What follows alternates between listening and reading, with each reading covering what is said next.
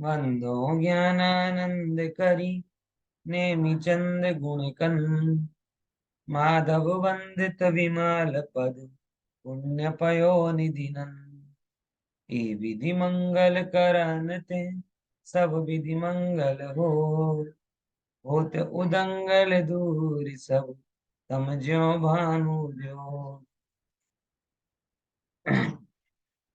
14 गुणस्थान की बात अपनी चल रही है। और उन 14 गुणस्थानों में आखिरी क्लास में चौथे गुणस्थान के सम्यक्त और चारित्र अपेक्षा विचार हमने किया था, और काल वगैरह भी थोड़ा अपन ने समझा था। बराबर। सुमीना बेन टेम्परेचर बहुत है હે હેતલ હેતલ બેન અને બંને ઉપર નીચે છો, પણ આમ એક ત્યાં ઓછો દેખાય ને તમારે ત્યાં વધારે દેખાય, આવું કેમ? તબિયત ઠીક છે ને? જય ઓકે. જિનેન્દ્ર સર, હું ઇન્ડિયામાં છું. હા, અહીંયા અને લાઇટ નો પ્રકાશ છે. આ લાઈટ નો પ્રકાશ છે. બરાબર. તમારો પગ બરાબર છે હવે? બસ ચાલે છે આરામ. આરામ ચાલે છે. સારું સારું સારું. ચાલો. ઈ અને સ્વાધ્યાય અટેન્ડ થઈ ગયું મારે ઇન્ડિયાથી થાય હા છે. હા હા હા. સારું સારું સારું. હિતેનભાઈ જો તમને બીવીને વિડીયો ઓન કરતા નથી, હમણાં પાછું દેખાઈ જશે.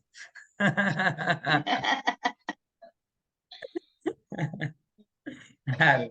ચાલો, આપણે હવે ચર્ચા शुरू करिए। यहाँ पर एक बात आ रही है कि सम्यक दृष्टि ज्ञानी जीव जो होते हैं वो चारित्र धारण नहीं करते, ऐसी बात यहाँ पर है। और भावलिंग द्रवलिंग के बारे में भी थोड़ी हमने समझने की कोशिश की कि भावलिंग, एक सेकंड जरा, पंचायत चल रही, वो बिल्कुल दरवाजा बंद कर दूं मैं।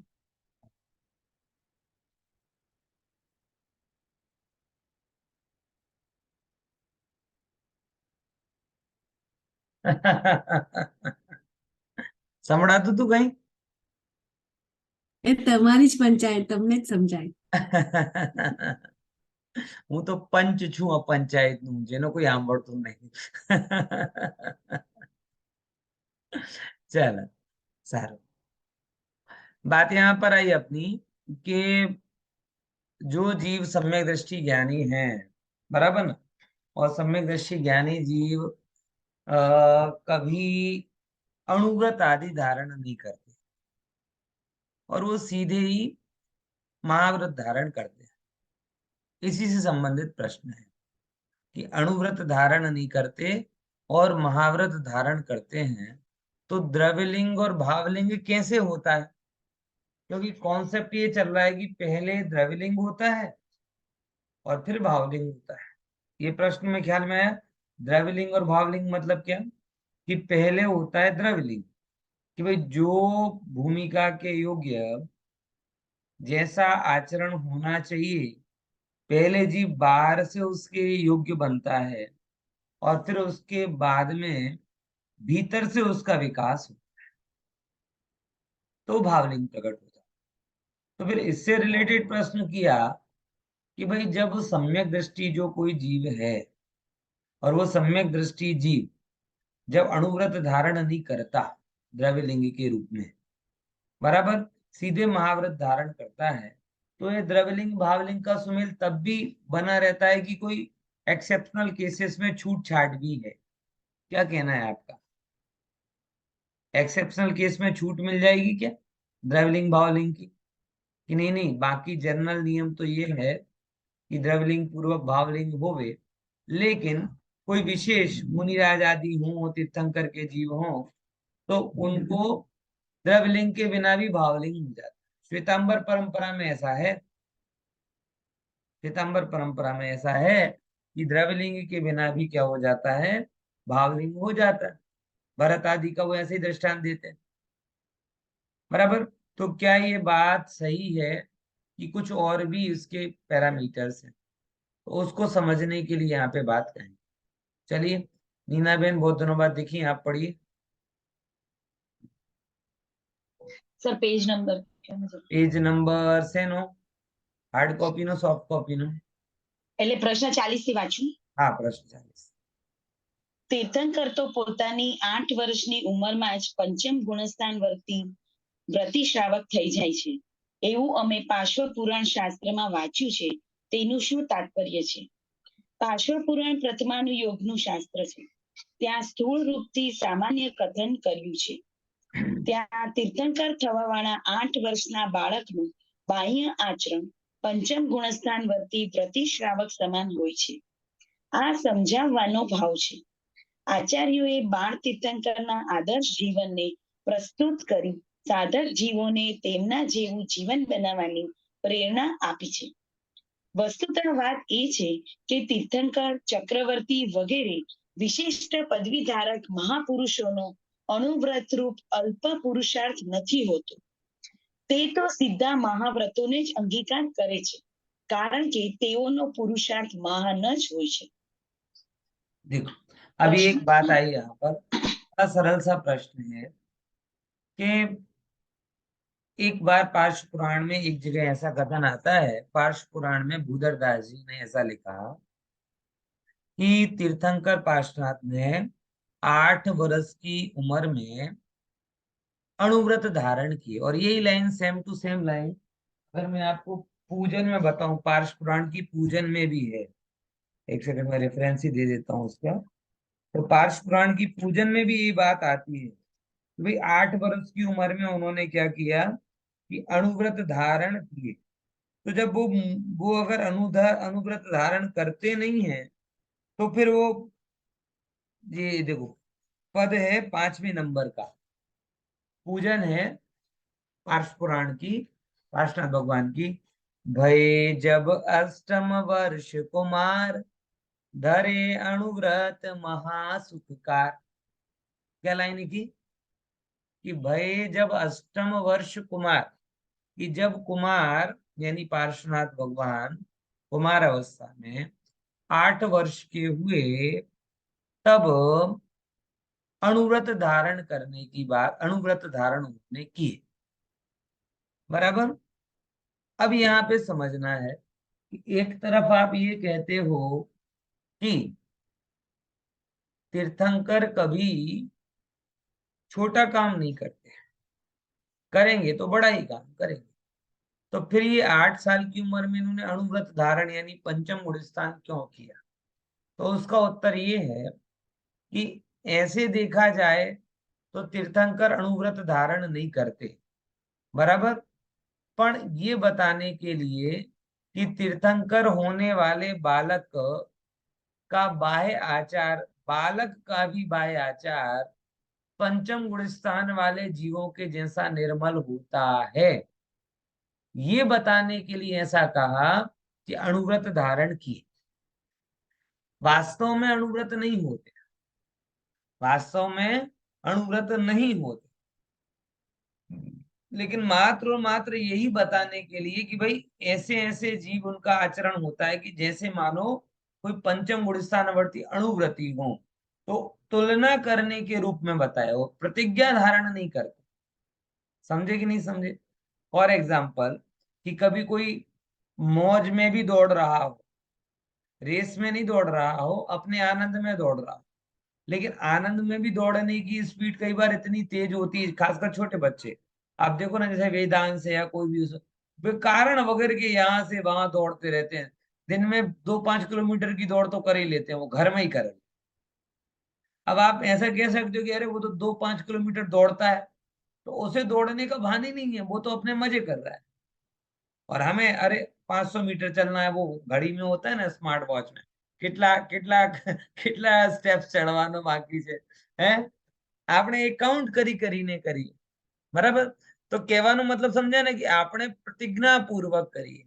અને ભગવાનનો જીવન જન્મથી જ એટલો નિર્દોષ હોય કે ભલે પ્રતિજ્ઞા ના ધારણ કરે તો પણ એમનું જીવન એ પંચમ ગુણસ્થાન વાળાની જેમ હોય છે, એ બતાવવા માટે અહીં આ વાત કરી છે। બરાબર, સમજાય કે નહીં સમજાય?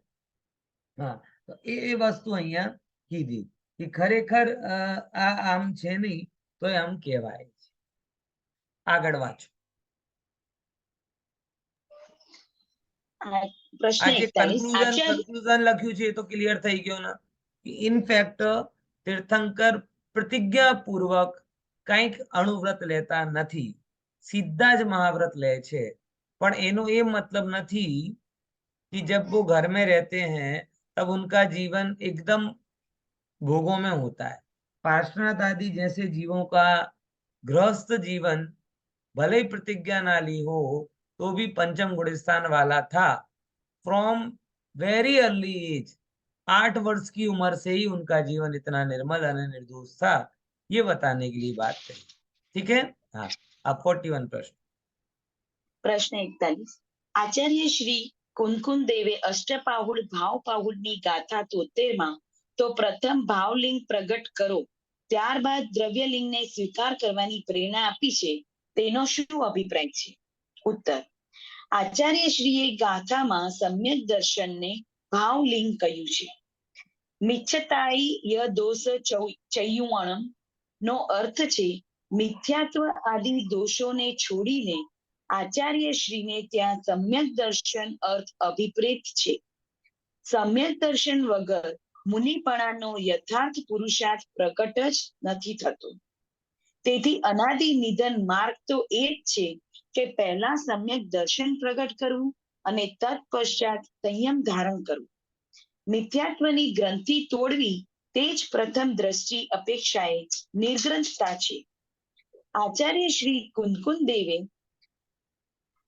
નંકો હિ મુખ મગ્ગો નગ્નતા જ મોક્ષ માર્ગ છે એમ સ્પષ્ટ કહ્યું છે. अब इसमें समझते हैं अपन कि एक प्रश्न उठाया कि भाई सबसे पहले अष्टपावड़ में भाव पावड़ में अंदर ये बात कही है कि द्रव्यलिंग क्या कहते हैं, पहले भावलिंग प्रकट करो बाद में द्रव्यलिंग की बात आती है। ठीक है, तो फिर तो ये नियम बदल गया कि पहले तो अभी आप बोल रहे द्रव्यलिंग होता है और बाद में भावलिंग होता है, तो यहाँ पे तो उल्टा हो रहा है कि अष्टपावड़ में तो ऐसा कह रहे हैं कि पहले भावलिंग करो बाद में द्रव्यलिंग करो। तो थोड़ी अपेक्षा समझने की बात है। जब हम ये कह रहे हैं भावलिंग पहले करो, तब हमारा पर्पस क्या है? तब हमारा पर्पस ये है कि सबसे पहले सम्यक दर्शन प्राप्त। यहाँ भावलिंग का मतलब मुनि पना के योग्य भावलिंग नहीं, यहाँ मुनि पने के योग्य भावलिंग की बात नहीं चल रही। यहाँ कौन सी बात चल रही है कि जो हमारा प्रयोजन है, ऐसे सबसे पहले आत्मानुभूति को प्राप्त करो और आत्मानुभूति को प्राप्त करने के बाद में ही प्रतिज्ञा पूर्वक द्रव्यलिंग होता है, वो बात की बात है। तो जब कह रहे भावलिंग पहले करो मतलब आत्मानुभूति को प्राप्त करो, बराबर, और जब वो हो जाए तो फिर प्रतिज्ञा लो। ये अभिप्रेत वहां पर अर्थ है। बाकी ये कभी नहीं समझना कि घर में बैठे बैठे भावलिंग मुनि अवस्था के योग्य भावलिंग हो जाएगा। मुनि अवस्था के योग्य भावलिंग घर में बैठे बैठे नहीं होता, सम्यक दर्शन होने पर ही होता है, बराबर। और कुनकुन आचार्य देव ने तो बोला ही है, णग्गो ही मुख मग्गो, कि जिसके ऊपर एक वस्त्र का धागा भी है वो मुनि अवस्था के अनुसार मोक्ष मार्गी जीवन नहीं है, बराबर। हाँ, तो ये बात यहाँ पे समझते हुए चलना। चलिए 42 नंबर का प्रश्न, ये आ गया ना ख्याल में बहुत अच्छे से? ये समझे ना कि भाव नियम एक ही है, द्रव्यलिंग पूर्वक भावलिंग, लेकिन भावलिंग अलग अलग लेवल पे है। चौथे गुण स्थान का योग भावलिंग, पांचवें गुण स्थान का योग भावलिंग, सातवें गुण स्थान का योग भावलिंग। तो जब हम यहाँ कह रहे हैं कि भावलिंग पूर्वक द्रव्यलिंग है, तब ये कहने का अभिप्राय है कि पिछले गुण स्थान का योग्य भावलिंग हो तब अगले गुण स्थान के योग्य द्रव्यलिंग धारण करो। इन शॉर्ट कहने का मतलब ये है कि फोर्थ पास कर लिया है तो फिफ्थ की तैयारी करो, 10th पास कर लिया तो 12th की तैयारी करो, 12th पास कर लिया है तो एंट्रेंस कॉलेज एग्जाम की तैयारी करो। पुराना अचीव हो जाए तब नया करो। अब यहाँ प्राइमरी में पढ़ा और सीधे कहे कि भाई एमबीबीएस करना है, अरे भाई तू प्राइमरी एमबीबीएस करे ना, पहले प्राइमरी से मिडिल, मिडिल में हायर सेकेंडरी तो पूरा कर, फिर एमबीबीएस कर, ऐसी बात है। ठीक है, पढ़िए। પ્રશ્ન 42 તો પછી આચાર્ય શ્રી કુનકુન દેવના વચન અનુસાર બાહ્ય નગ્નતાને જ મોક્ષ માર્ગ અને મુનિપણું કેમ ન માનવું? ત્રણ કશાય ચોકડીના અનુદય રૂપ વિતરાગતાની શું જરૂર છે? ઉત્તર: લગ્ગો હિ મોક્ષ મગ્ગો આ કથન વ્યવહાર નહીંનું છે. જે બાહ્ય નિમિત્તની અપેક્ષાથી સાચું હોવા છતાં પણ નિશ્ચયની અપેક્ષા રાખે છે. એક જ નયના વિષયને સ્વીકાર કરવાથી મિથ્યાત્વનો પ્રસંગ આવે છે. તેથી શરીરની નગ્નતા આદિ 28 મૂળ ગુણમય દ્રવ્યલિંગનું પાલન કરવા રૂપ રાગભાવ અર્થાત પુણ્યમય પરિણામ અને ત્રણ કશાય ચોકડીના અનુદયથી વ્યક્ત વિતરાગ ભાવ, આ બંનેના સદભાવથી જ છઠ્ઠા સાતમા ગુણસ્થાનની ભૂમિકા બને છે. હવે ચોથા ગુણસ્થાનથી નીચેના ગુણસ્થાનોમાં समझिए, ये बड़ी ही, ये जो लाइन थी ना, नग्गो ही मुख मग्गो, इस लाइन की बहुत अच्छा प्रश्न किया। इसके बहाने बहुत सारी चीजें क्लियर होती जाएंगी। देखिए, जब हम अपने मित्र पक्ष में अपनी बात रखने जाते हैं तो कुछ गाथाओं को स्लोगन बना के यूज किया जाता है। कौन कौन सी? चारितम खलु धम्मो, णग्गो ही मुख मग्गो। और ये कहा जाता है कि जो नग्न नहीं है वो मोक्ष मार्गी नहीं है, जो चाहे बाहर में क्रिया नहीं कर रहा वो चारित्री धर्म है। तो ये क्या है? कुनकुन आचार्य देव की आधी अधूरी समझ। हम ये भूल जाते हैं कि कुनकुन आचार्य देव ने जहां पर ये कहा कि नग्नता ही मोक्ष मार्ग है, वहीं उन्होंने ये भी कहा णग्गो भमति संसारे, लिंग पावड़ में ये भी कहा था ये कि नग्न संसार में घूमता है, नग्न त्रियंच जाता है, नग्न निगोद में जाता है। ये गाथाएं भी अष्ट पावड़ में मिलती है। पढ़ी कि नहीं पढ़ी? भाव पावड़ वगैरह आदि ग्रंथों में अगर आप देखेंगे तो ये गाथाएं भी आती हैं कि नग्न संसार में घूमता है, नग्न निगोद जाता है, नग्न त्रियंच में जाता है।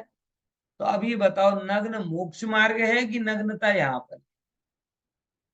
अगर एकांत से ग्रहण किया जाए, शस्त्र के रूप में गाथाओं को उपयोग किया जाए, तो इसका सीधा सीधा सा मतलब ये हो जाएगा कि बाकी कोई जरूरी नहीं है, बस नग्न हो जाओ और मोक्ष हो जाएगा।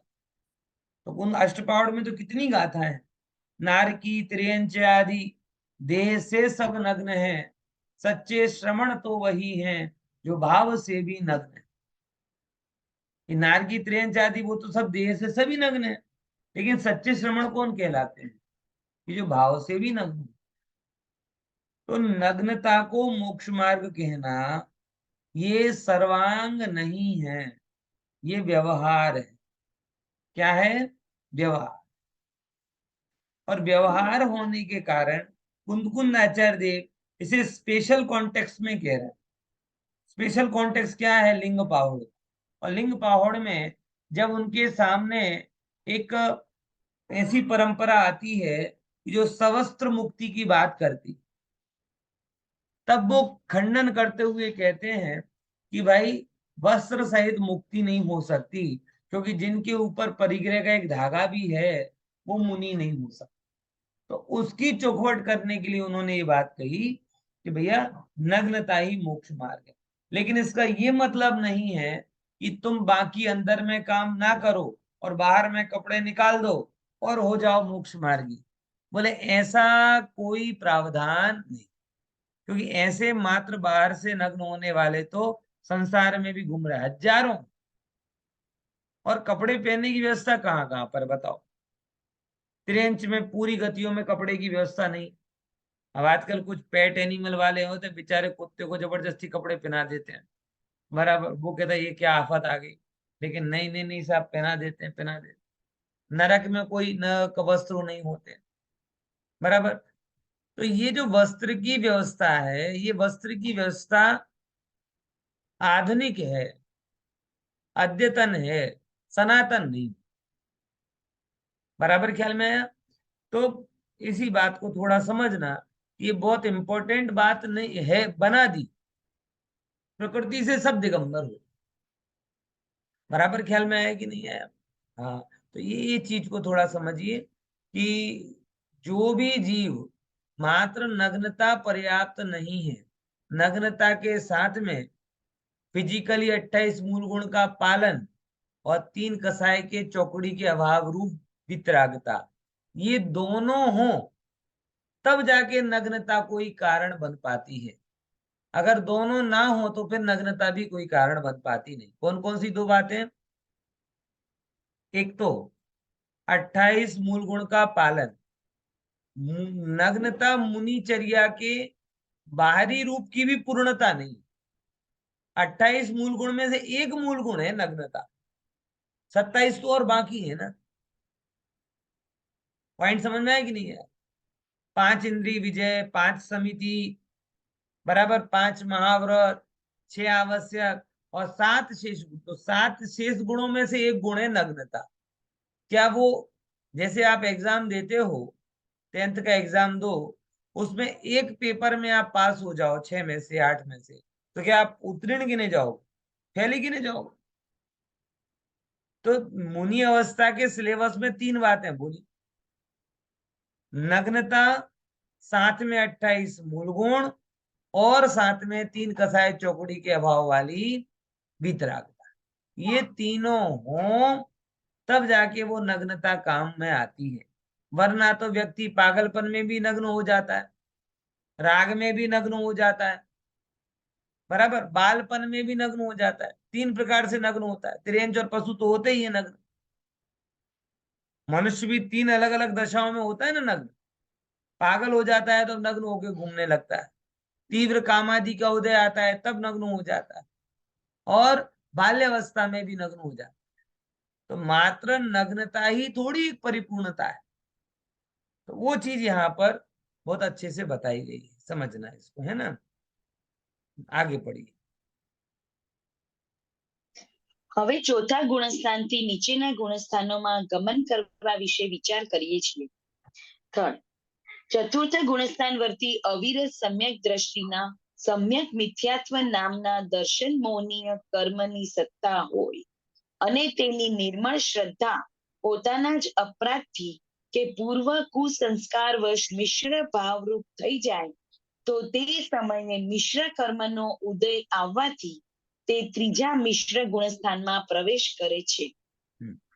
ચોથું, આ ચોથા ગુણસ્થાન વર્તી જો ઔપશમિક સમ્યક દ્રષ્ટિ હોય અને સ્વયમેવ જ વિપરીત પુરુષાર્થથી તેને અનંતાનુબંધી કશાય પરિણામ થઈ જાય તો તે સમયે અનંતાનુબંધી કશાય કર્મનો ઉદય પણ સ્વયમેવ આવે છે અને આ જીવ સાસાદન સમ્યક્ત્વ નામના બીજા ગુણસ્થાનમાં ગમન કરે છે. પાંચમું, જો ક્ષાયિક સમ્યક દ્રષ્ટિને છોડીને કોઈ અવિરત સમ્યક દ્રષ્ટિની પરિણતિ મિથ્યાત્વ ભાવરૂપ થઈ જાય અને તે જ સમયે મિથ્યાત્વ કર્મનો ઉદય પણ આવી જાય તો તે મિથ્યાત્વ ગુણસ્થાનમાં પ્રવેશ કરે છે. बहुत सर, હવે देखो, गमन की मतलब चौथे गुण स्थान से कहां कहां जीव जा सकता है। तो बड़ा सरल है। चौथे के नीचे कितने नंबर आते हैं? 4 3 2, नीचे की साइड 3 2 1। अब तीनों में जा सकता है। ऊपर की स्टेज अपन ने देखी कि 5वीं में जा सकता है, 7वीं में जा सकता है। अब नीचे की कौन सी है? तो तीसरे, दूसरे, पहले। कैसे कैसे? तो बड़ा सरल सा है कि अगर वो सादी मिथ्या दृष्टि और सम्यक मिथ्या प्रकृति का उदय आ गया, अनादि भी है, अब तो अनादि तो रहा नहीं, तो अगर उसे सम्यक दृष्टि जीव को अपनी पूर्व के संस्कारों के कारण सम्यक मिथ्यात्व प्रकृति का उदय आ गया तो वो तीसरे में आ जाएगा। समझ में आया? तीसरे में आ सकता। कब? सम्यक मिथ्यात्व प्रकृति के उदय। अब वही जीव है जो दूसरे गुण स्थान में पढ़कर अपन आए थे कि पुराने अनंतानुबंधी कसाय चौकड़ी का उदय आ जाए। किसका उदय आए? अनंतानुबंधी कसाय चौकड़ी का उदय आ जाए तो ये जीव फिर कहाँ जा सकता है? दूसरे में आ सकता है। समझ में आया? अपन ने दूसरे में पढ़ के आए ना कि सम्यक दर्शन से चूक जाए और फिर दूसरे में आ जाए। तो चौथे से चूक कर वो जीव तीसरे में आ जाए, और चौथे से ही अगर अनंतानुबंधी का उदय आ जाए, मात्र अनंतानुबंधी का, मिथ्यात्व का उदय ना आए, तो कुछ देर के लिए कितना टाइम बताया था? दूसरे गुण स्थान का टाइम कितना है? अधिकतम और मिनिमम, अंतर्मूर्त और कितनी आवली? बोलो बोलो। 6 छह आवली। बहुत अच्छे। इतने टाइम के लिए दूसरे गुण स्थान में रह सकते। एक समय। हाँ, थोड़ा इतना फिक्स है। अब फिर उसके बाद में कहे कि भाई अगर किसी को ना तीसरा सम्यक मिथ्यात्व का भी उदय नहीं आया और साधन सम्यक का भी उदय नहीं आया, साधन का, तो फिर वो किसका आ जाएगा उसको? अगर मिथ्यात्व का उदय आ गया तो फिर पहले में आ जाएगा। तो चौथे से तीसरा, दूसरा और पहला, तीनों ही ऑप्शन में जाना हो सकता है। यानी गंभीरता से देखा जाए तो चौथा गुण स्थान बड़ा जोरदार जंक्शन है कि यहां से अधिकतम डेस्टिनेशंस के लिए ट्रेन मिल रही है आपको। ऊपर 5 में भी जा सकते, 7 में भी जा सकते, नीचे तीसरे में भी आ सकते, दूसरे में भी आ सकते, पहले में और चौथे के चौथे में भी रह सकते। बराबर। यानी वो पॉलिटिक्स में कहते हैं ना गठबंधन के पहले कि हम सब प्रकार से विचार कर रहे हैं। आ, अभी सब दरवाजे खुले हुए हैं, हमने किसी दरवाजे को बंद नहीं किया। समझे कि नहीं समझे? तो ये चीज को थोड़ा विचारते रहे। क्लियर? सो कहीं पूछे मीना बहन? कहीं नहीं। सारू सारू सारू। આગળ વાંચો।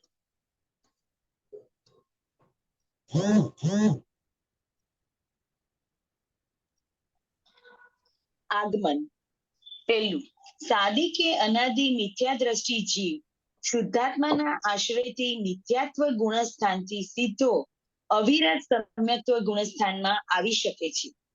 બીજું, સમ્યક મિથ્યાત્વ ગુણસ્થાન વર્તી જીવોનો પણ શુદ્ધાત્માના આશ્રયથી અવિરત સમ્યક્ત્વ ગુણસ્થાનમાં આગમન થઈ શકે છે.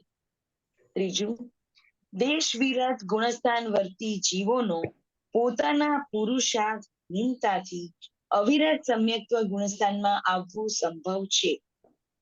ચોથું, છઠ્ઠા ગુણસ્થાન વર્તી મુનિરાજ પણ પોતાના હીણા પુરુષાર્થથી સીધા ચોથા ગુણસ્થાનમાં આવી શકે છે. ઉપરના ગુણસ્થાનો વાંચો વાંચો. ઉપરના ગુણસ્થાનોથી નીચલા ગુણસ્થાનોમાં આવેલા મુનિરાજ તો તત્કાળ જ આત્મા આશ્રિત ધ્યાન મગ્નતાનો વિશેષ પુરુષાર્થ કરીને સાતમા અપ્રમત સંયત ગુણસ્થાનમાં પહોંચી પ્રચુર સ્વસંવેદન રૂપ વિશિષ્ટ અનુપમ આનંદનો અનુભવ કરે છે.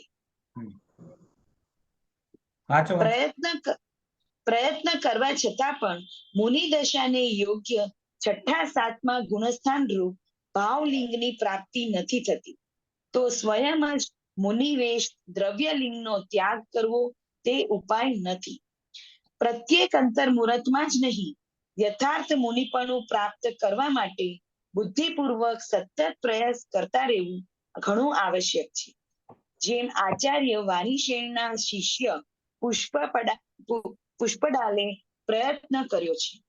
આચાર્યએ પણ પોતાના શિષ્યને મુનિપદમાં સ્થિર કરવાના જ અનેક ઉપાય કર્યા છે. चलो समझते हैं अपन इसको क्रम से। पहले नंबर की बात कि आया कहाँ से जाता है, तो स्वाभाविक रूप से देखो नीचे से समझने के ऊपर से, इसमें कहा लिखा था? पहले से लिखा था ना। हाँ, तो जीव पहले नंबर से मिथ्यात्व गुण स्थान से प्रमोट होकर सीधे चौथे गुण स्थान में जा सकता। बराबर। जीव आज अभी मिथ्या दृष्टि है, गुरु की देशना सुने, तत्व का विचार करे, आत्मस्थिरता करे और इस सब के एवज में वो कहाँ पहुंच जाए? सीधा पहले से सीधा चौथे में। ठीक है। फिर तीसरे गुण स्थान वाला भी जीव अगर उसे पुरुषार्थ बढ़ा है तो कहाँ पहुंच सकता है? चौथे में। बराबर। फिर पांचवा गुण स्थान वाला अगर चूके तो कहाँ आ सकता है? चौथे में। और छठवां गुण स्थान वाला चूके तो भी कहाँ से आ सकता है? चौथे में। अब मुझे ऐसे गुण स्थान का नाम बताओ जहां से सम्यक दृष्टि जा तो सकता है लेकिन आ नहीं सकता। हाँ बोलो बोलो। બીજો મિશ્રવાનું. બીજું મિશ્ર છે. હા તો બીજો ને બીજું મિશ્ર કરી નાખે. હા, બીજું साधन सम्यक। आंसर बराबर है कि साधन सम्यक में जाया जा सकता है, लेकिन साधन सम्यक से चौथे में आया नहीं जा सकता। बराबर। अनियम, क्योंकि ये दूसरे गुण स्थान से नियम से पहले में आता है, दूसरे से ऊपर नहीं जाता। यानी ये ऐसा गुण स्थान है कि जहां सम्यक दृष्टि पहुंच सकता है, लेकिन वहां से सम्यक भी हो नहीं सकता। पहले में पहुंच भी सकता है और हो भी सकता है, तीसरे में पहुंच भी सकता है, हो भी सकता है, मतलब आना जाना दोनों ही होता है। लेकिन यहाँ पे कह रहे हैं कि जाया तो जा सकता है बेटा, लेकिन आया नहीं जा सकता। ये अंडरवर्ल्ड टाइप का रास्ता है। यहाँ जाने का तो गेट है, निकलने का गेट नहीं। कहते ना कि अंडरवर्ल्ड कैसा होता है लौकिक में, कि भाई जाने के रास्ते बहुत मिलते हैं, लेकिन एक बार घुस गए तो फिर निकलने का कोई रास्ता नहीं मिलता है। वन बराबर। वे एंट्री, हाँ वन वे। एक और प्रश्न आपसे पूछूं कि चौथे से ऐसा कौन सा गुण स्थान है कि जहां जाते तो हैं, लेकिन उस गुण स्थान से वापस चौथे में नहीं आते, वो आने में गुण स्थान बदल जाता है।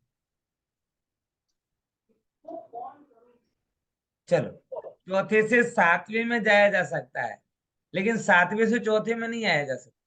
सातवें से छठवें में आएगा, फिर छठवें से चौथे में आएगा। मतलब डायरेक्ट फ्लाइट नहीं है, वाया वाया फ्लाइट। बराबर।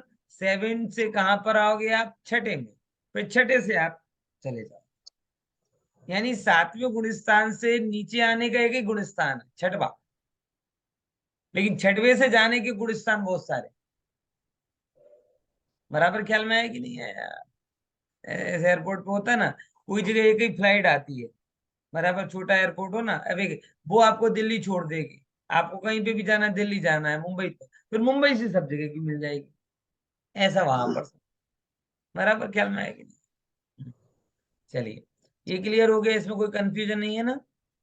तो चौथे में छठवें से आया जा सकता है, पांचवें से आया जा सकता है, तीसरे से आया जा सकता है, पहले से आया जा सकता है, दूसरे से नहीं आया जा सकता, और सातवें से नहीं आया जा सकता। दूसरा नीचे गिरने वाला गुण स्थान है, और सातवें गुण स्थान से अगर गिरते हैं तो छठवें में आते हैं, फिर आगे उससे अलग अलग गुण स्थानों में जाना। ठीक है, पढ़िए आगे। एक और प्रश्न है, एक बहुत अच्छी ये बात रह गई थोड़ी चर्चा में, कि एक बात बहुत अच्छी कही है कि अगर आपके जीवन में कि नीचे के गुण स्थान में अगर आप कभी पहुंच जाओ, तो देखो ये कोई ऐसी बहुत बड़ी बात नहीं है कि हाय राम मेरा राजपाट चला गया ना, अब क्या करूंगा क्या नहीं करूंगा। ये एकदम नेचुरल प्रोसेस है कि कईयों बार जीव उग्र पुरुषार्थ से ऊपर के गुण स्थान में आता है, और कईयों बार नीचे जाता है। तो नीचे आ गया इतने काम खत्म हो गया, ऐसा नहीं है। नीचे आ गया इतने कोई बात नहीं, आ गए तो आ गए, चलते चलते गिर गए, गिर कर क्या होंगे? चलना छोड़ देंगे क्या? फिर खड़े होंगे, फिर चलेंगे। यही क्रम होता है कि नहीं होता? तो मुनिराज भी यही कहते हैं कि अगर ये गिरना तो बड़ा आसान है, कोई भी कहीं से भी गिर सकता है, लेकिन गिरने के चक्कर में कभी पात्रता नहीं गवा देना। मुनिराजों को भी ये बोला गया है कि भाई पता है कि पहला गुण स्थान में आ गया है आचार्य, लेकिन आचार्य ये नहीं कहते कि जाओ कपड़े पहन लो, जाओ शादी कर लो, जाओ ग्रस्त हो जाओ। नहीं, मुश्किल से छूट के आया है, घर से भी मुश्किल से छूटा है, प्रमाद के कारण आत्मा से छूट गया है, तो कोई बात नहीं, स्थिर करेंगे। और स्थिर करने के लिए कौन सा एग्जाम्पल दिया? पुष्प डाल मुनिराज। हाँ बोलिए दिनेश। वो टाइम वो द्रव्यलिंगी गिना जाएगा, पहले में हाँ आएगा द्रव्यलिंगी तो तभी। गिना जाएगा ना, द्रव्यलिंगी क्यों नहीं गिना जाएगा? अच्छा। द्रव्यलिंगी मतलब यथायोग्य बाहर का आचरण करने वाला हो। इसका दूसरा भी एक और अर्थ, द्रव्यलिंग मतलब जो मुनि लिंग को धारण किए हुए है, वो सब बराबर। व्यवहार से द्रव्यलिंगी कहे जाए। नग्न है मतलब द्रव्यलिंगी कहा जाए। बराबर। तो बराबर। मुनिराज और आचार्यों का अंतिम हद तक ये प्रयास होता है कि जो चूका है वो फिर से स्थिर हो। ऐसा नहीं कि चूक गया है तो जा निकल जा, दूर हो जा मेरी नजरों से, अपनी शक्ल मत दिखाना, नहीं। वो वारिशेण मुनिराज का एक कथा जो इसमें उल्लेख की है, स्थितिकरण अंग में प्रसिद्ध है।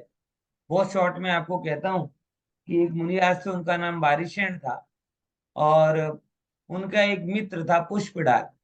तो वारिशेण मुनिराज उनके गांव में आए पुष्प डाल के, तो मित्रानुराग से वो पुष्प डाल उनके पीछे पीछे पीछे चले। अब पुष्प डाल सोचे कि मुनिराज कहें कि तुम घर जाओ तो हम जाएं, और मुनिराज कह रहे कि भैया अभी साथ में चल रहा था, हम क्यों घर पहुंचाएं। ऐसे करते करते करते वो काफी दूर निकल आए। अब दूर निकल आए, उनको वैराग्य तो नहीं था, लेकिन फिर मित्रानुराग में पारिशेण जी ने कहा कि दीक्षा ले लो, तो उन्होंने दीक्षा ले ली, नग्न हो गए दिगंबर। अब देखना सिचुएशन कैसी है कि पुष्पडाल मुनिराज जब बन गए, उनकी स्त्री थी एकाक्षी। एकाक्षी इडले समझ गए ना, एक आंख वाली, बराबर काणी। उनको अपनी कानी स्त्री के प्रति बहुत अनुराग, और बार बार उसकी चिंता करें, बार बार उसका विचार करें। तो वारिशेण मुनिराज को पता चल गया। अब दो ऑप्शन थे, या तो ये कह देते कि जा, तेरा मन नहीं लग रहा तो यहाँ क्यों टाइम वेस्ट कर रहा है, जा बन जा गृहस्थ फिर से। लेकिन उन्होंने कहा कि नहीं नहीं, इससे किसका भला होगा। तो उन्होंने एक उपाय किया, कि वो तो राजा थे, और बोले घर पे संदेश पहुंचा दिया कि जितनी करीबन 8 के 16 उनकी स्त्रियां थी, कि मैं महल में आ रहा हूं, तुम सब लोग पूरी तरीके से श्रृंगार करके तैयार रहना। मतलब पूरा फुल मेकअप, पार्लर वार्लर जो भी उनका उस समय अवेलेबल हो, वैसे तुम पूरे श्रृंगार। रानियों को शंका हुई कि ये क्या बात कर, ये तो मुनिराज, और अब ऐसी बात कर रहे, लेकिन फिर भी होगा कोई संकेत। तो जितनी भी स्त्रियां थी, सारी की सारी को पूरी तरीके से बिल्कुल 16 श्रृंगार करके तैयार होकर वहां बैठी। अब वहां मुनिराज जाते हैं, पारिशेण भी जाते हैं ना, पुष्प डाल भी जाते हैं। थोड़ी घटना और आगे चलती है कि एक लोहे का पार्ट बिछाते हैं, एक लकड़ी का, रत्नों का पार्ट, एक लकड़ी का पार्ट। तो वारिशेण लकड़ी के पार्ट पर बैठते हैं, वो रत्नों के पार्ट पर बैठते हैं।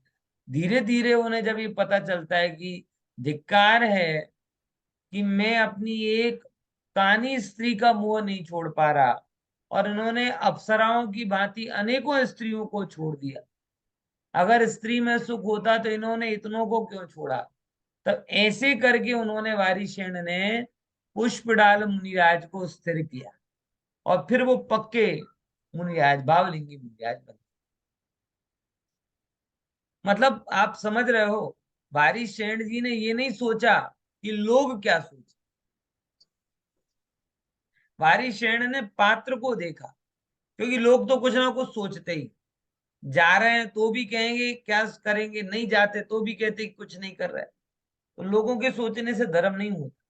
वारिशेण ने तो ये सोचा था, वारिशेण आचार्य ने, कि पुष्पडाल को स्थिर कैसे किया जाए। जगत भले ही कदाचित उनको ये इनिशिएटिव खराब लगे, दुनिया कदाचित ये भी कह सकती है कि देखो देखो वारिशेण मुनि आज भ्रष्ट हो गए, ये मुनि दीक्षित होने के बाद में भी अपनी स्त्रियों से मिलने गए, लेकिन उनको दुनिया की नहीं पड़ी थी, उनको तो साथी मुनिराज को स्थिर कर। समझ में आया, और इसीलिए उन्होंने इनिशिएट किया। ख्याल में आया। तो साधर्मी को धर्म में स्थित करने का हमें भी ऐसा अनुराग होना चाहिए। अगर आपको लगे कि भाई कोई है जो मतलब डिस्टर्ब हो रहा है, स्वाध्याय से चूक रहा है, तत्व विचार से थोड़ी शारीरिक प्रमाद के कारण, थोड़ी आत्मकुलता के कारण, थोड़े मनोविकारों के कारण, अगर आपको ऐसा लग रहा है कि वो धर्म ध्यान से चूक रहा है, तो सबसे पहला कर्तव्य आपका ये है कि तन मन धन जैसे भी हो सके उसे स्थिर करने का प्रयास। मतलब बोलना पड़े तो बोलो, सहयोग करना पड़े तो सहयोग करो, डांटना पड़े तो डांटो, लेकिन सबसे लास्ट में, पहले ही नहीं डांटना। तन तो क्या आवड़तु नहीं, ऐसे नहीं। सब करने के बाद में भी अगर लगे कि भाई डांट भी ना भी है तो डांटो, लेकिन कैसे भी करके हमारा ये दायित्व तो बनता है कि धर्म में सबको स्थिर किया जाए। क्योंकि आज हम भी जो हैं थोड़े बहुत धर्म में, हमको भी किसी ने स्थिर किया, पैर तो हमारे भी लड़खड़ा रहे, किसी की बात, किसी का वचन, किसी का सहयोग, ये कुछ ऐसे स्थिरता के कारण बन गए कि जिससे मैं टिका रहा। विचार करके देखो। अब मैं अपने जीवन की बात बताऊं कि जब मैं यहाँ पे अहमदाबाद आया था 2007 में पढ़ने के लिए आया, बराबर। अब उस समय ये सुरेश भाई, ये मीना बहन, उनके यहाँ पे मतलब यंग एज का था, कोई ऐसा बंधा हुआ तो था नहीं, घर परिवार भी नहीं था, झोला लेके आया था, तो झोला लेके जाने में टाइम थोड़ी लगता, झोला समझ गया ना। मोदी जी भले ही झोला लेके ना आए, लेकिन अपन तो ऐसे ही आए थे, फकीरा। समझे कि नहीं समझे। अब अगर उसमें थोड़ी सी तकलीफ होती इनकेस, जवा तो आपने सूचे पची नहीं बंद। तो मुझे अभी भी याद आता है कि वो मीना आंटी ने 2 साल तक मुझे लगातार भोजन, मतलब कोई प्रतिकूलता नहीं होने दी। 2 साल तक उनने आहार की, सब चीजों की, भोजन की व्यवस्था, क्योंकि मन उचटने में टाइम भी नहीं लगता, टीन एज होती है तो और ज्यादा वो लगता है, यंग एज में जवा दो ना, उतावले में फटाफट निर्णय लेकर चले जाते, नहीं करना नहीं करना नहीं करना। अब एक छोटा सा सहयोग उनका रहा कि भाई चलो, पंडित जी सामने रह रहे हैं, कोई उनको खाने पीने की तकलीफ नहीं होनी चाहिए। मैं मेरे जीवन से दृष्टांत बता रहा हूँ, आप भी ऐसे समझ सकते। तो उनका जो एक अल्प स्वल्प सहयोग रहा, वो मेरे जीवन में और आपके जीवन में और ना जाने कितने के जीवन में कारण बन गया। कदाचित अगर वो ऐसा सहयोग नहीं करते, धर्म का उतना ज्यादा भी नहीं था, दूसरी जगह चला जाता, दूसरा काम करने लगता, फिर ना मेरा भला होता ना किसी का भला होता, कुछ भी हो सकता है। इसीलिए स्थितिकरण है ना, ये बहुत महत्वपूर्ण है। और हमेशा हमेशा सबसे बड़ा उपकार उसका मानना जिसने आपको धर्म में स्थिर किया, और सबसे बड़ा कर्तव्य ये मानना कि कोई आपके निमित्त से धर्म में स्थिर, और सबसे बड़ा पाप ये मानना कि कोई आपके निमित्त से धर्म से बाहर हो। ख्याल में आया? समझे? छोटी से छोटी मदद, बात ये नहीं कि क्या कर रहे हैं, बात ये किस समय कर रहे हैं। बराबर। कई बार आपका करोड़ों का दान एक समय की सलाह के आगे कुछ काम करना, वो एट ए टाइम होना चाहिए ना, कि जिस समय उसके मन में कोई अलग डिसीजन लेने का भाव पुरजोर आ रहा हो, उस समय किसी की एक बात ही क्या हो जाती है, धर्म में स्थिरता का कारण बन। एक बात ही, कोई जरूरी नहीं है कि आप पूरा लंबा चौड़ा प्रवचन ही करो, है समझ में। और अगर वो जरूरत नहीं है, उस समय के बाद में आप लाखों करोड़ों भी दोगे तो नाकाम है, क्योंकि तब गाड़ी हाथ से निकल जाती, सब स्टेशन से निकल जाती।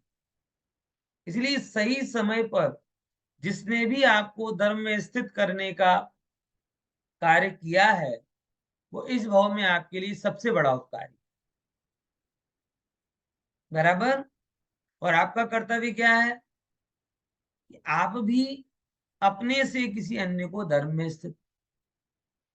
और सबसे बड़ा पाप क्या है कि आपके निमित्त से, आपके आचार से, आपकी कही हुई बातों से कोई धर्म से विमुख हो गया, ये सबसे बड़ा पाप हो गया। समझ में आया?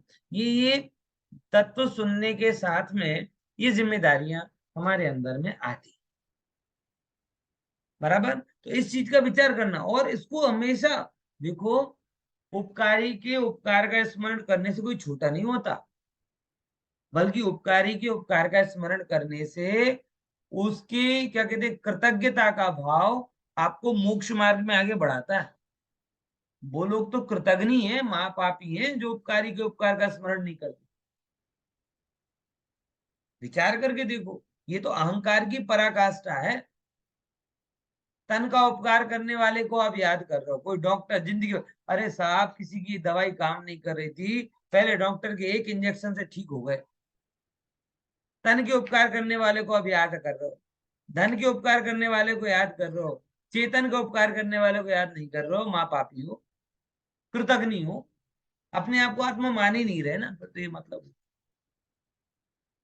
समझे, ख्याल में आया कि नहीं आया? तो कभी भी अहोभाव जीवन में रखना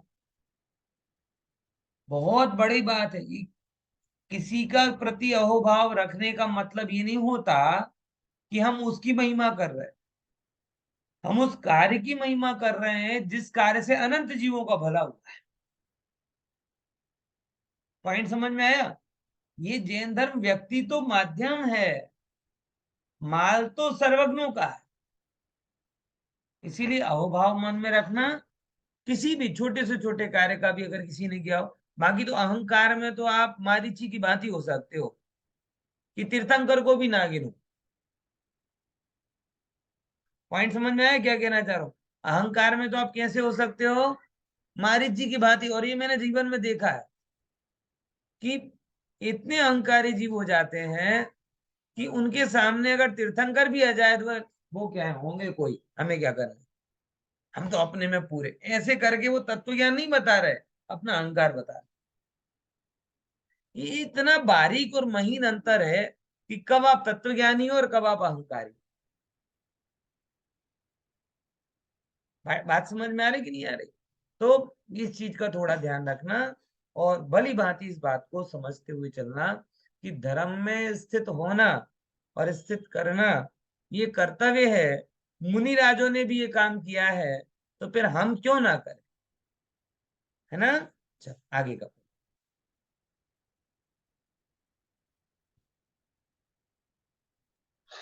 આગમના અધ્યયનથી આ વાત પણ સ્પષ્ટ થઈ જાય છે કે અનેક દિગંબર મુનિરાજ પોતાના મુનિ જીવન અર્થાત મનુષ્ય જીવનના અંતિમ સમય સુધી દ્રવ્યલુંગી મુનિરાજ જ બની રહે છે અને આગળના ભાવમાં નવગ્રૈવેકમાં પણ જન્મ લઈ શકે છે. નવગ્રૈવેકમાં દ્રવ્યલિંગી મુનિરાજ જન્મ લે છે. આ કથન આગમમાં સર્વત્ર મળે છે. આનાથી આપણને આ નિર્ણય આગમ અનુસાર ઉચિત પ્રતીત થાય છે કે ગ્રહિત વ્રતોનો ત્યાગ કરવો તે ઉપાય નથી. વ્રતોને અનુસાર આંતરિક જીવન ધર્મમય બનાવવું તે જ कर्तव्य છે. आप लाइन ख्याल में आ गई ना कि भाई बहुत सारे ऐसे हैं द्रवलिंगी ही रहते, द्रवलिंगी ही रहते तो कोई बात नहीं। तो कहने का मतलब ये नहीं कि मात्र अपने को व्रती पालन करना, हमें उन व्रतों के आधार पर अपने जीवन को कैसा बनाना है, धर्ममय बनाना है। व्रत तो बाहरी है, बाहरी साधन है, मूल काम तो अंदर का काम। ठीक है ना? चलो आगे पढ़िए। પ્રશ્ન 43.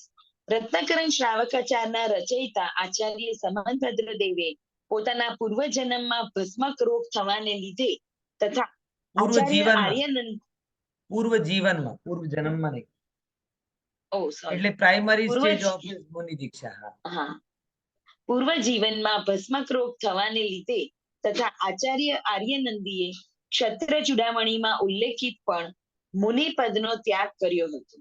આ વિષય શાસ્ત્રમાં આવેલો છે, તેથી આપ તેને સ્પષ્ટ સમજાવો. ઉત્તર. તેમના જીવનનું ઉદાહરણ લેવું હોય તો આચાર્ય સમંતભદ્રના પ્રભાવના કાર્યનું તથા આચાર્ય આર્યનંદીના મુક્તિ પ્રાપ્ત કરવારૂપ આદર્શ પુરુષાર્થનો લેવો જોઈએ. આદર્શ પુરુષાર્થનો લેવો જોઈએ. મુનિપદ ત્યાગ તો અપરિહાર્ય કારણથી તથા ગુરુના ઉપદેશથી થયો છે. જે જીવન સર્વોત્તમ ન હોય તેના અનુસરણનો વિચાર પોતાની મનોભૂમિકાની મલિનતાને જ સ્પષ્ટ કરે છે. તેથી ગ્રહિત વ્રતોના ત્યાગનો વિચાર કરવો સાચો માર્ગ નથી. વાસ્તવિક રીતે જોઈએ તો ગ્રહિત વ્રતોનો નિર્દોષ પાલનની સાથે નિજ શુદ્ધાત્માના ધ્યાનથી ભાવલિંગ પ્રગટ કરવાનો અવિરત પ્રયાસ જ શ્રેષ્ઠ ઉપાય છે. जो इतना समझते अपन देखो, एक अच्छा प्रश्न यहाँ पे गया कि प्रश्न ये उठाया कि साहब क्या कहते हैं यहाँ पर कि शास्त्रों में दो एग्जाम्पल आते हैं। एक समंत्र भद्राचार्य को कि उन्होंने भस्मक व्याधि रोग के कारण मुनिपना छोड़ा था, और एक आर्यनंदी का एग्जाम्पल आता है छत्र चूड़ामणि ग्रंथ के आधार पर कि उनको भी भस्मक व्याधि हुई थी और उन्होंने भी मुनीपना छोड़ दिया। तो इसके बारे में कुछ बताओ। तो पहले नंबर तो यहाँ पे चोट की कि तुम्हें इनकी छोड़ने में इंटरेस्ट क्यों है? अगर तुम्हें कुछ ग्रहण करना है तो ये ग्रहण करो ना कि समंत भद्राचार्य ने कितनी जोरदार प्रभावना की। आर्यनंदी मुनिराज ने उस भव में मोक्ष की प्राप्ति की। ये सब ग्रहण करने की बजाय तुमने वो मुनि पद छोड़ा, इसको हाईलाइट क्यों कर? वो तो किसी कारण से छूट गया, क्योंकि भस्मक व्याधि रोग जैसी समस्या का निवारण मुनि अवस्था में शक्य नहीं। भस्मक व्याधि का मतलब तो आपको पता है ना, कि जो खाए सो भस्म हो जाए, यानी भूखी लगती जाए, भूखी लगती जाए, मतलब भूख मिटे ही नहीं। आज अपन कहते हैं ना, 2 रोटी खाई, 4 खाई, 10 खाई, फिर क्या हो जाता है? फुल, अबे नहीं खा। उनको ऐसी कि 2 नहीं, 10 नहीं, कितनी भी खा लो, वो भूख लगती रहे। अब मुनिचर्या में जहाँ एक बार खाना हो, ईर्या समिति एष्टा समिति पूर्वक खाना हो, तो कैसे पॉसिबल है? तो वो एक छोड़ना अनिवार्य नहीं था, एक्स्ट्रा कारण। बराबर समझ में आया? तो वो ग्रहण नहीं कर। फिर भी एक बात ये लक्ष्य उन्होंने बनाया कि अगर नहीं भी कर पा रहे हो, ये प्रेरणा दे रहा है, नहीं भी कर पा रहे हो तो भी लिए हुए व्रतों को छोड़ना नहीं, बल्कि उन व्रतों के अनुसार धर्म में होने का आचरण करना। इसका एक एग्जाम्पल यशपाल जी खुद है।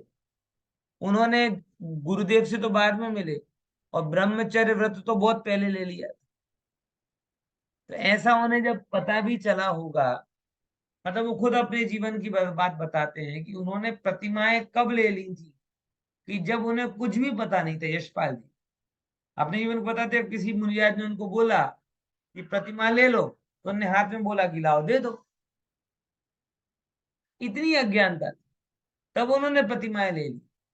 लेकिन बाद में जब गुरुदेव का सानिध्य हुआ, ये पता भी चला कि भाई ये पंचम गुणस्थान के पहले चौथा गुणस्थान आता है, बराबर आत्मानुभवन होता है, और वो नहीं हुआ।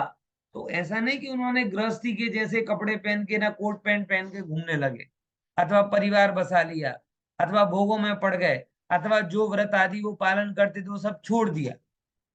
पूरे जीवन ब्रह्मचर्य से रहे, पूरे जीवन एक शुद्ध सात्विक जीवन जिया, ये जानते हुए भी कि ये पांचवें गुणस्थान का आचार है जो अभी मेरे जीवन में नहीं है, तो भी उन्होंने पूरे व्रत आदि का पालन किया।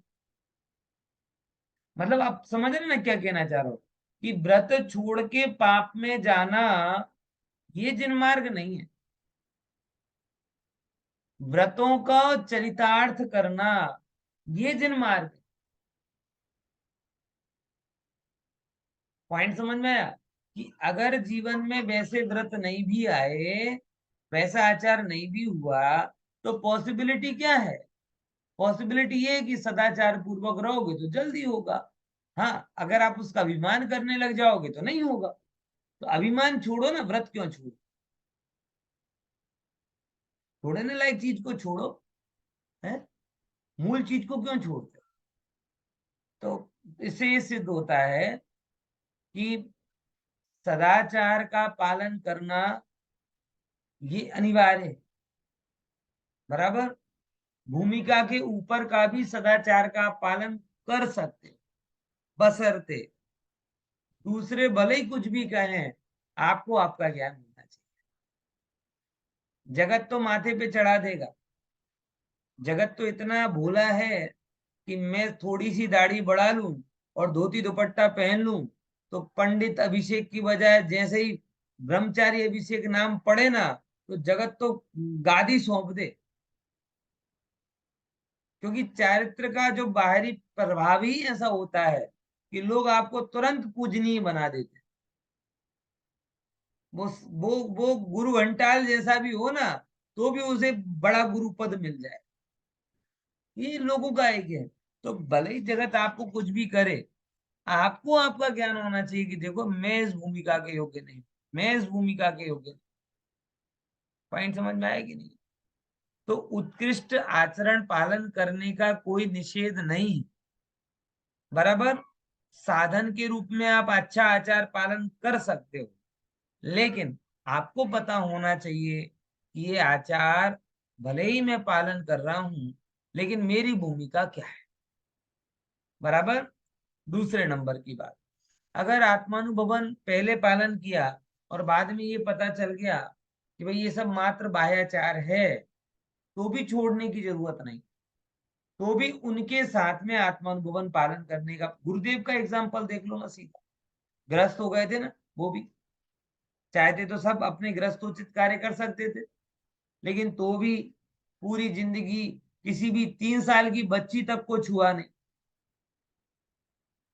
बेबी छे, बेबी छे, तो दूर से आशीर्वाद। 3 साल की बच्ची तक को ऐसे कोई चीज दे देते, उसको भी नहीं छूते। विचार करके देखो, घर परिग्रह नहीं था, गाड़ी में भी इतनी मुश्किल से बैठे, वो जो भी चीज जो उनके जीवन में बाद में आएगी, माइक में बोलना हो या गाड़ी में बैठना हो, बराबर, इन सब का पर्पस एक ही था। लोग उनसे बोल देंगे साहेब, हम एक कितने समय तक तो वो आपको पता नहीं होगा, परिवर्तित होने के बाद में भी माइक पे नहीं बोलते थे। क्यों? जीव हिंसा होती। फिर लोगों ने बोला कि साहेब, પાછળના ઘણા લોકો સંભળાતું નથી, તમે માઇકમાં બોલશો। अच्छा अच्छा, ठीक है, बधाने संभળાય ને, भलू થાય। तब जाके माइक बोल, और उन्होंने सिर्फ इलेक्ट्रिसिटी मात्र उसके लिए उपयोग की, अपनी सुविधा के लिए कभी नहीं। पंखा नहीं लगवाया उस, यहाँ उपयोग कर रहे तो वहां भी कर लेते ना। ग्रस्त थे और फिर कोई कोई बाधा नहीं थी, बराबर, लेकिन वो प्रतिज्ञाएं नहीं छूटी। पॉइंट समझना, ऐसे बहुत सारे एग्जाम्पल हैं उनके जीवन के। कितने टाइम तक पैदल ही चलते थे, हैं? मतलब सब चीजें उनकी जो मैक्सिमम आचार थे उनका पालन वो किया, और जो भी कुछ छोड़े पुराने आचार, उनमें भी मूल कौन सा हेतु था कि प्रभावना का हेतु। लोगों ने बोला कि साहब, अलग તમે ગાડીમાં જશો તો ઝડપથી પહોંચશો ને આમ લાભ મળે, ઠીક છે સારું જઈશું, ये भाव होता है। अपनी सुविधा के लिए कभी उन्होंने अपने व्रतों में समझौता नहीं किया, तत्व की प्रभावना के लिए। फिर ये विचारा कि ग्रस्त हैं तो ऐसे कोई दोष नहीं, ग्रस्त तो ये कर सकता है, तब जाके वो उनका जीवन। बराबर। अभी तो लोगों का ये होता है कि समय सार पड़े तो भोग तो बाद में छूटे, जिन मंदिर जिन दर्शन पहले छूट जाता है। उनकी क्या जरूरत, आत्मा ही भगवान है? बोलो, दान देना, दान देना तो चालू करता नहीं है, ऊपर से दान देना बंद कर देता है। क्यों? अरे दान में धर्म नहीं, ऐसे उल्टा उल्टा ग्रहण करता है। ये पद्धति हमें सही मार्ग पर लेके नहीं जाती। लिए हुए संकल्प तोड़ने नहीं चाहिए। हाँ, मात्र बाह्याचार से संकल्प को पूरा भी नहीं मानना चाहिए। कैसा करना चाहिए कि उसके साथ जो भी द्रव्यलिंग आप पालन कर रहे हो, उसके साथ भावलिंग प्रकट करने का अभिप्राय। ठीक है, विशेष चर्चा अपन करते हैं।